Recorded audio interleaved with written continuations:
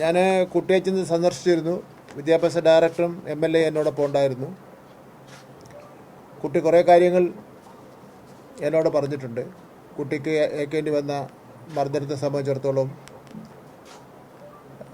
അങ്ങനെ ഒരുപാട് പ്രയാസം, അതെല്ലാം ഞാൻ പറയുന്നില്ല. നമുക്ക് കേട്ടാൽ തന്നെ വല്ലാത്ത വിഷമം തോന്നുന്ന ഒരുപാട് കാര്യങ്ങൾ ആ കുട്ടി എന്നോട് പറഞ്ഞു. അപ്പം ഞങ്ങളെല്ലാം പോകാൻ വേണ്ടി എണീറ്റപ്പോൾ കുട്ടി വിടുന്നില്ല, കയ്യിൽ കയറി നിർബന്ധമായിട്ട് പിടിക്കുകയാണ്. യഥാർത്ഥത്തിൽ ആ മകള് ഇരുന്ന് കാര്യങ്ങൾ പറയുമ്പോൾ എങ്ങനെ ഈ ക്രൂരത കാണിക്കാൻ വേണ്ടിയുള്ള മാനസികാവസ്ഥയിൽ എത്തുന്നു എന്നുള്ളതാണ്.